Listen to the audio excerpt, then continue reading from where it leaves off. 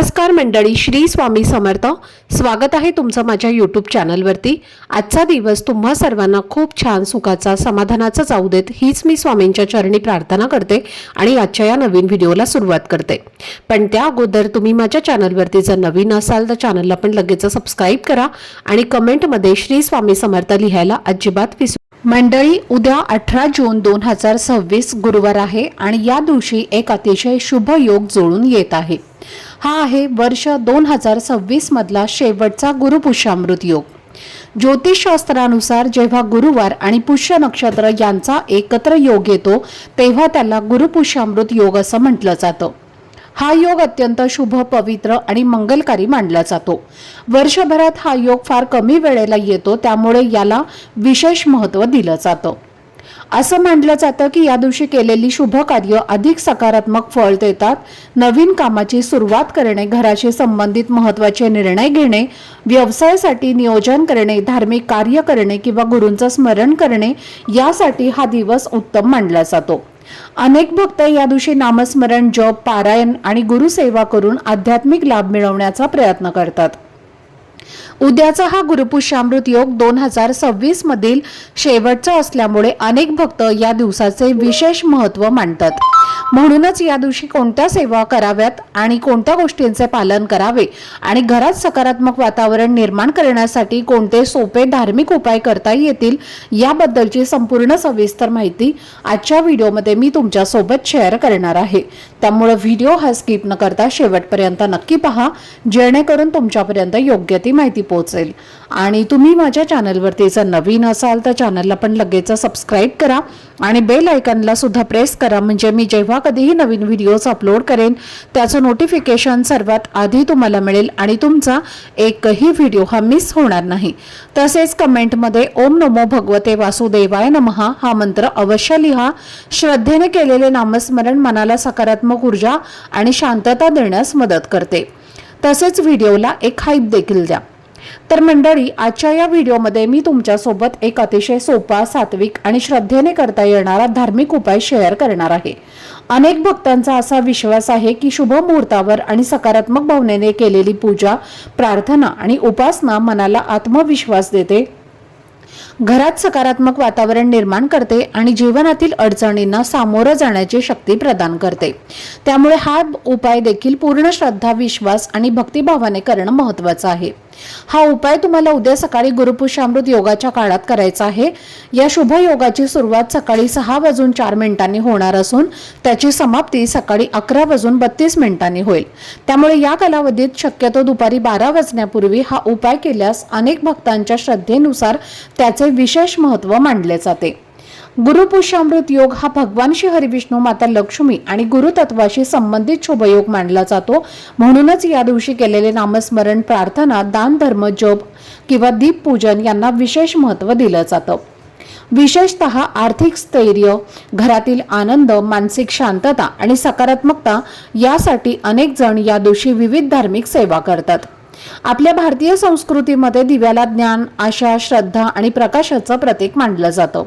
जेव्हा आपण भक्तिभावाने दिवा प्रज्वलित करतो तेव्हा तो केवळ एक धार्मिक विधी राहत नाही, तर आपल्या मनातील सकारात्मक विचारांना जागृत करण्याचे माध्यम बनतो. त्यामुळे अनेक कुटुंबामध्ये शुभप्रसंगी किंवा विशेष योगांमध्ये दीपपूजन करण्याची परंपरा आजही जपली जाते. जर तुमच्या आयुष्यात आर्थिक अडचणी असतील, वारंवार खर्च वाढत असतील, मेहनत करून सुद्धा अपेक्षित यश मिळत नसेल किंवा काही गोष्टी सतत अडथळ्यांमध्ये रखडत असतील, तर अशा वेळी निराश न होता श्रद्धा आणि प्रयत्न या दोन्ही गोष्टींचा समतोल ठेवणं खूप महत्त्वाचं असतं. धार्मिक उपाय हे आपल्या मनाला बळ देतात, तर यश मिळवण्यासाठी सातत्याने केलेली मेहनत आणि योग्य निर्णय हे तितकेच आवश्यक असतात. म्हणूनच एक गोष्ट स्पष्टपणे लक्षात ठेवा की कोणताही उपाय हा कष्ट आणि प्रयत्नांची जागा घेऊ शकत नाही, मात्र श्रद्धेने केलेली प्रार्थना, सकारात्मक विचार आणि सततची मेहनत यांचा एकत्रित परिणाम जीवनामध्ये चांगले बदल घडवून आणण्यास मदत करू शकतो.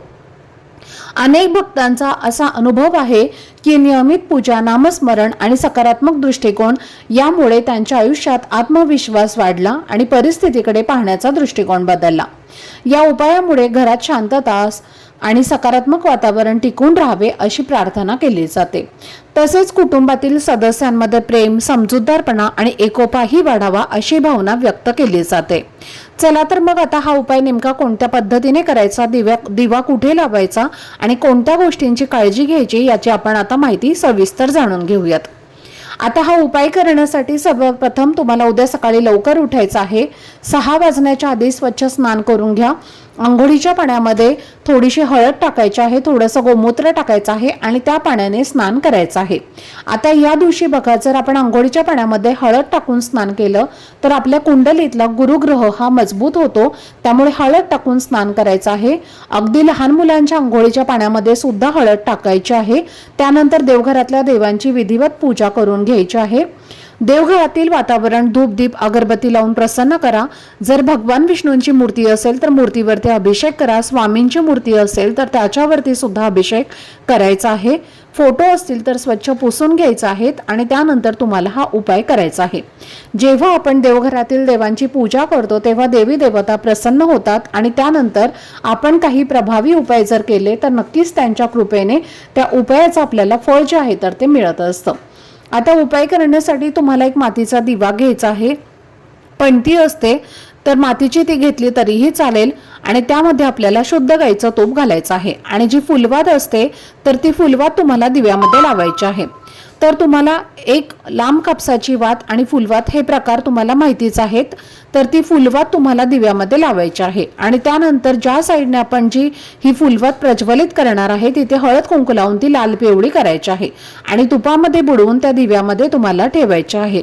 त्यानंतर काय करायचं आहे, थोडीशी चणा डाळ घ्यायची आहे आणि एक गुळाचा खडा घ्यायचा आहे आणि सोबत तुम्हाला थोडेसे तांदूळ घ्यायचे आहेत, हळद कुंकू घ्यायचं आहे, फूल घ्यायचं आहे आणि या सगळ्या वस्तू घेऊन तुम्हाला जायचं आहे तुमच्या घराजवळ असणाऱ्या केळीच्या झाडाजवळ।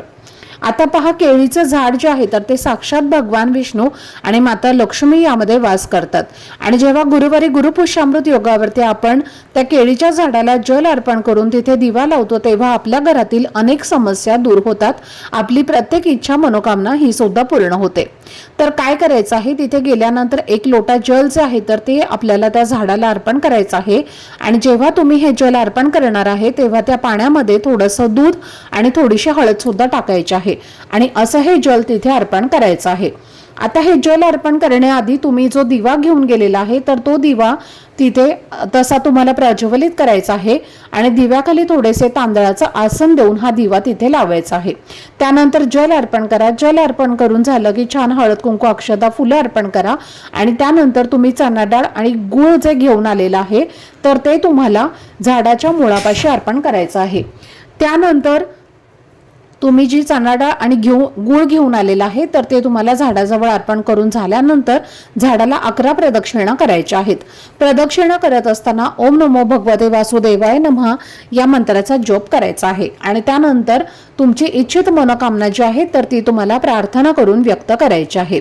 हे जे केळीचं झाड आहे तर ते प्रगती, समृद्धी, संतती आणि वैवाहिक सौभाग्याचं प्रतीक मानलं जातं आणि जेव्हा आपण गुरुवारी या केळीच्या झाडाची पूजा करतो तेव्हा विष्णुदेव हे प्रसन्न होतात आणि जीवनातील आर्थिक आणि वैवाहिक समस्या या सुद्धा दूर होतात।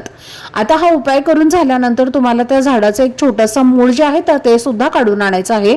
अगदी थोडंसं मूळ काढायचं आहे कारण त्या झाडाची मुळं जास्त खोलवर नसतात, अगदी सहजपणे त्या झाडाची मूळ आपण काढू शकतो। तर एक छोटंसं मूळ तुम्हाला काढायचं आहे आणि हे मूळ काढण्याआधी मी कशासाठी हे मूळ काढत आहे ते दोन्ही हात जोडून वृक्षाला सांगायचं आहे आणि त्यानंतर हे मूळ काढून तुम्हाला घरी आणायचं आहे। स्वच्छ पाण्याने धुवायचं आहे आणि त्यानंतर एका लाल रंगाच्या कपड्यामध्ये ठेवून त्याला हळद कुंकू अक्षदा अर्पण करून पूजा करून घ्यायची आहे आणि ते मूळ लाल कपड्यामध्ये बांधून तुमच्या घरामध्ये जिथे कुठे बांधायला जागा असेल, मुख्य प्रवेशद्वारावरती किंवा घरामध्ये आतल्या साईडला जिथे कुठे बांधायला जागा असेल तिथे बांधून ठेवायचं आहे। जेव्हा असं मूळ आपल्या घरामध्ये आणून आपण बांधतो तेव्हा आपल्या घरातील प्रखर पितृदोष, ग्रहदोष, वास्तुदोष हे दूर होतात आणि घरामध्ये सतत वादविवाद, क्लेश होत असतील तर ते सुद्धा दूर होतात। म्हणून असा हा एक अत्यंत प्रभावी उपाय जो आहे तर तो आपल्याला उद्या गुरुपुष्यामृत योगावरती करायचा आहे। त्याचबरोबर या दिवशी भगवान श्री हरी विष्णू यांना केळी जी आहे तर ती नक्की अर्पण करायची आहेत आणि या दिवशी प्रत्येकाने एक तरी केळाचं सेवन जे आहे तर ते करायचं आहे। या दिवशी बघा पिवळ्या पदार्थांचं सेवन केल्याने त्याचे अनेक फायदेचे आहेत तर ते आपल्याला होत असतात.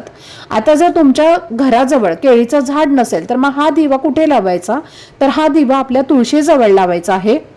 आणि जो काही विधी मी तुम्हाला सांगितलेला आहे, ज्या काही वस्तू मी तुम्हाला सांगितल्या आहेत, तर त्या सगळ्या वस्तू तुम्हाला तुळशीच्या झाडाला अर्पण करायच्या आहेत आणि तिथेच प्रदक्षिणा करून आपली इच्छित मनोकामना व्यक्त करायची आहे. फक्त तुळशीचं मूळ आपल्याला काढायचं नाही, तर आपल्याला काय करायचं आहे, तुळशीची एक वाळलेली सुकी काडी घ्यायची आहे आणि ती लाल कपड्यामध्ये बांधून आपल्या वास्तूमध्ये सांगितल्याप्रमाणे बांधून ठेवायची आहे. आता ज्याप्रमाणे केळीच्या झाडामध्ये भगवान विष्णू आणि माता लक्ष्मी वास करते, तसेच तुळशीमध्ये सुद्धा या दोघांचा वास असतो आणि म्हणून या दिवशी या झाडाची सुद्धा पूजा जी आहे तर ती केली जाते. जर तुमच्या घरामध्ये सूतक असेल तर तुम्हाला कोणताही उपाय, सेवा, पूजा करता येणार नाही. तर ही अत्यंत महत्त्वाची माहिती मला तुमच्यापर्यंत शेअर करायची होती. आजचा हा व्हिडिओ जर तुम्हाला आवडला असेल, माहितीपूर्ण वाटला असेल तर व्हिडिओला लाईक करा. चॅनलवरती नवीन असाल तर चॅनलला सबस्क्राईब करा आणि हा व्हिडिओ आपल्या मित्रपरिवारासोबत जास्तीत जास्त शेअर करा. चला तर मग भेटूया पुढच्या व्हिडिओमध्ये. तोपर्यंत सर्वांना श्री स्वामी समर्थ. धन्यवाद.